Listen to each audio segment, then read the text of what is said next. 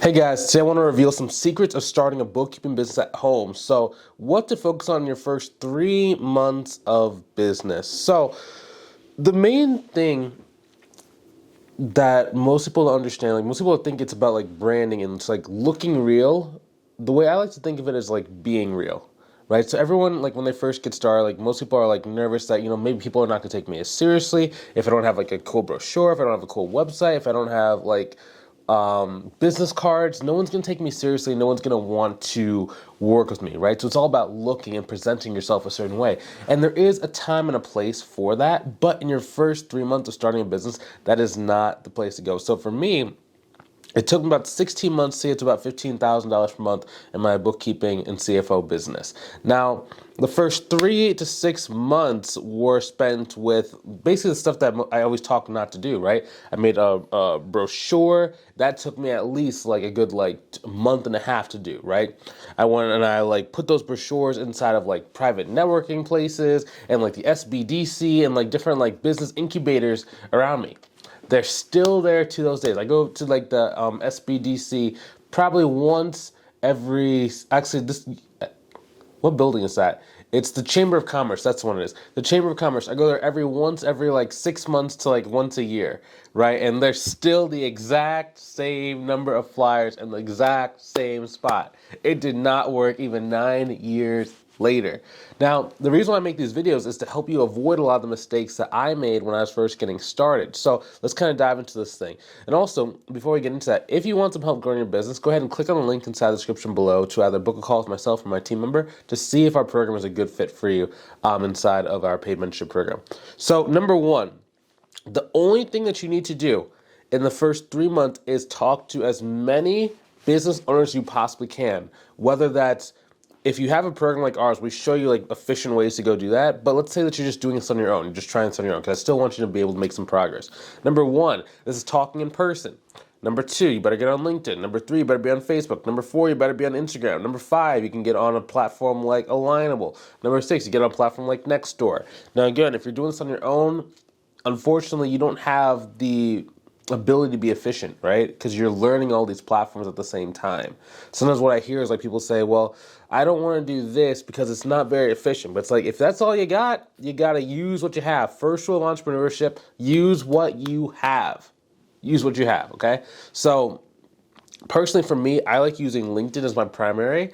I'll use Facebook as like a secondary. I'll use Instagram as like a tertiary. And then I'll use like email marketing as a way to kind of like expand my reach. And then, but number one, you need to start building those relationships, right? Because like the majority of people who are going to work with you are going to be people who actually know, like, and trust you. Now, this does not mean it has to be like families or friends, right? Because if you're anything like me, I didn't have any like family that owned a business. I didn't have any friends that owned a business, right? Most of my life has been either like going to school or working a job, right? So I didn't really know that many business owners. And even then, my LinkedIn, I think I had built my LinkedIn for like college, right? Just like a college project, and I'd never got any connection. So I had to start basically from scratch. So first things first, you need to go and start meeting more people. So place you can do this could be at your church, could be at like your children's PTA meeting, it could be at like networking groups, it can be at if you play like tennis or basketball or hockey or lacrosse or pickleball, right? Any kind of like event where you're already at in person with people around you can generally be a good place to start. Next is LinkedIn. So anytime that you're not able to go out and like meet people and meet the world, you need to be talking to business owners on LinkedIn, right? So that means sending connection requests, starting the conversation, trying to see their pains, their problems, and like their needs, and then being able to get them to want to work with you and do a consultation call. Same thing on Facebook, same thing on Instagram. On LinkedIn, I would try and get as many connection requests out per day as you possibly can. Same thing on Facebook, same thing on Instagram. Every platform does have limits though to how many like new people you can message every single day. So your job is to go and find out what those limits are for you because every profile is slightly different. And again, if you're not working with someone, you don't have the luxury of being efficient. You got to go and you got to learn. You got to do things the hard way and you got to go and trial and error things, right? So a good example of this is like for me. So like when I first started figuring this stuff out, it was because first I started talking to people in my like local church, right? So it'd just be like any of the business owners I knew were there. I would just start building like little friendships with them, right? So I would like ask them about, hey, what is life like, doing this business, what's it like being able to drive this kind of car? You always go on vacation like every like 2 or 3 months. Like, what is that like? Are you happy that you had your own business, right? And like I just started asking questions and being very curious about like how their life was and like what they were doing. They started taking interest, and then eventually they started asking me like what I was doing, right? And I would tell them, I'm doing my bookkeeping business, potentially if you know anyone who could utilize my help, like please pass them my way. Right, and then they'll be like, "Oh, well, maybe you can help me out. We're in between bookkeepers right now. Maybe you can, help me out because my office assistant kind of does the books, but she's not very good at it. She likes doing more like medical billing instead. So we're looking for someone that can help her out in that regard. So cool, easy first client. Same thing with like I do like salsa dancing. So the salsa dance classes, like I would get clients too. Like there would be like a gym owner. There'd be people that like own like photography studios. Just a lot of different people. And like you'd be able to talk to them. Same thing, you just ask them a question about themselves, then eventually ask questions about you, and then it's very easy to go on your clients. And then you just keep doing that and keep doing that and keep doing that and keep doing that. Like one of my students, for example, one of the main ways we got clients for him in the beginning was I basically showed him how to go and approach people. So he used like his church had like this online kind of like Facebook group. And what he did was every single person that owned like a business, he started like a friendship with on like social media. So then when they would see him in person, they actually knew a lot about him. They already had some talking points. It was very easy for him to go and like close those deals. So he started getting a lot of deals from like his church, but it started with the online space on Facebook and then moving over to in person where it's a little bit more effective and easier to go and like reach them, right? It took him probably, I think about like 4 months to get to about, believe it was like $9,000 a month in about 4 months, right? So way faster than what it took me to get there. And that's why it's like, it's just effective when you know what you're doing. So that's what I'd be focused on, just talking to people. Now, the next thing is number 2, audience growth. So there's a difference between what's called a lead and then audience. Okay, a lead is generally someone who you're only talking to for the sake of getting them as a client, right? So they opt into something, like maybe they like fill out a form on your website saying they're looking and interested in like bookkeeping services. That's a lead, right? Audience is someone that maybe it was a lead at first, but now has some sort of affinity towards you. So maybe they like you, they like what your brand stands for, they like that you've been doing this for X amount of months. Whatever the case might be, they like something about you. Now they're watching your content, they're reading your posts, they're reading your blogs, they're reading whatever you have, right? So a good rule of thumb is that 1% of the people who are inside of your audience should end up wanting to work with you, right? Now when I say audience, you got to make sure they're qualified business owners. Like if you have like 1,000 people, because maybe you're like a sports kind of like sports phenom, and you have like 1,000 people are following you, but 0% of them own a business. That's not going to translate. It has to be qualified business owners, right? So first they start out as a lead. A lead has to be qualified. Like they have to have a business. They have to be in market for like the service, et cetera, et cetera. But then they move into audience, right? So as you get about 100 leads, you should have about 1 client, right? And then your audience is going to keep getting bigger and bigger and bigger and bigger and bigger and bigger and bigger, right? So therefore, by the time you get to about 1,000, what is that? 1, 2, 3, 10.01. Yeah, about 1,000 business owners who are like in your 1,000 qualified business owners who are in your audience, you should have your first 10 clients, right? So now 10 clients, luckily for us, a client, the way we charge and like teach our students to charge with like the pricing calculator tools we give people, it teaches you how to charge between about $500 to $5,000 per month per client.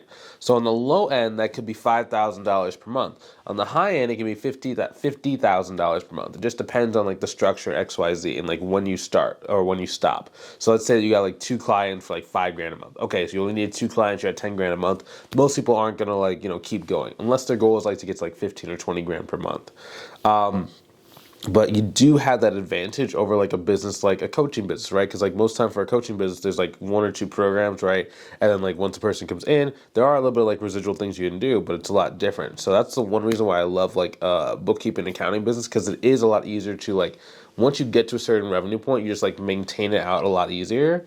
So that's one thing that I really like about that. So a good example of that would be like JT. So when JT was first getting started, he actually had 300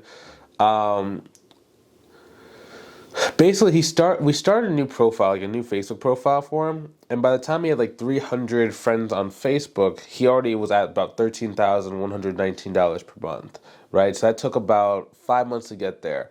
About 15 months in, he was at 30,000. It was about 30,000, I think like 200 and like some change per month, right? But it all started from being able to know like how many business owners are inside of my audience at any given time. Once I know that number, I can then manipulate my income based on that total number. So I can just go out and get more, or I can keep it steady on the months where I don't want to take on any more clients. So as soon as I want to go and get more clients, I know I need to have at least a 15 to 30 day lag time. That means that let's say you get a new person or a new lead in your audience today. It's generally going to take between like 15 to like 30 days on average for the person to be interested in wanting to work with you.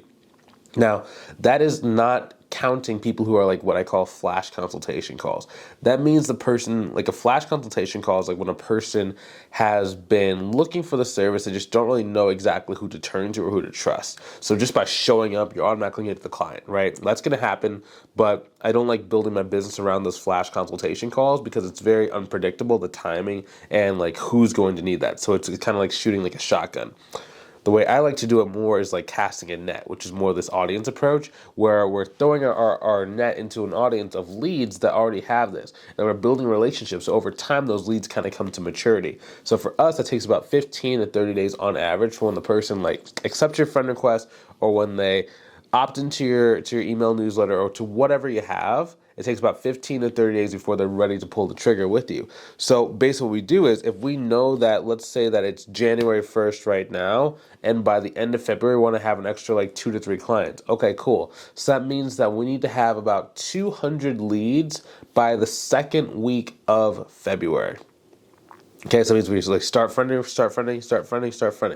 so now it is like the 1st of February. Okay, that means we're actually more than likely going to be on top or on track of our goals because we know it's going to take 15 to 30 minutes. So at the latest that we could have had this 200 people will be the 15th, but we've already gotten the 200 people on the 1st of February. That means we probably get 1 to 2 clients by the 15th, and maybe we'll even get like a third or a fourth by the end of the month. And we've surpassed our goal, right? But that's how we start thinking about that. Now, there are, of course, some things that are going to like really dictate that, like what's the size of the company that you're talking to? How many decision makers are in the companies you're talking to? What is the decision-making time frame or the sales cycle on average for that industry, right? Because there's going to be certain industries, like, for example, let's say that you're talking to like a stylist or maybe like a trucker, right? Where they're like independent contractors who are kind of running like almost like a side hustle or some sort of like hustle type business, right? Those people are going to have a much faster decision-making process and sales cycle than someone that maybe owns like a $10 million company. They have 5 or 6 business partners. They have a board of directors, et cetera, right? Because there's just more people we have to go and talk to in order to get this decision across the line. So it just makes it a lot easier. So that's going to really dictate how much time in advance you need to start growing your audience in order to like get stuff to work. But going back to the 1% rule, you got to be able to know how many business owners are inside of your audience at any given time. Once you can do that number, and once you know that number, you can then start manipulating. Because oftentimes what happens is like most people, like they might have like, we'll say 100 people in their friends list, but only like one person owns a business. So yeah, you do have 100 people, but it's like you only have one business owner. It's very hard to get out of one out of one. That's 100% conversion rate. Most people don't do that in their life, right? So you got to start building that number up however you can. Now, if you want some help building these numbers, if you want some help being able to hit your KPIs and knowing exactly what to expect so you don't have to make the mistakes or go through all the uncertainty that comes with like starting a business, go ahead and click on the link inside the description, either above or below the video. I'd love to invite you to see if you qualify for our mentorship program. Now, not everyone qualifies, okay? I only make offers to people who I think I can actually help because this is a 6 to 12 month like coaching mentorship program. I do not like working with people who I don't know or I do not think I can help, because if you can't help them, you're dealing with them for the next 6 to 12 months, and it's just a headache. So if I see there's a path for us to be able to help you out, if I see that, okay, this person is a sure win, we know that if this person wants to pay us any amount of dollars, right, we're going to be able to go get a return on their investment very, very quickly, and then we're going to have a really positive relationship for the rest of their life. That's people we're looking for inside this mentorship program. And again, not everyone is going to fit that kind of mold or that fit that criteria. So if you want to go and see if you qualify, see if you're the best fit for our help, go ahead and click on the link inside the description, either above or below the video. Book a call with us, see if we can help you out. I'll talk to you soon. I'll see you on the call. Have a good rest of your day.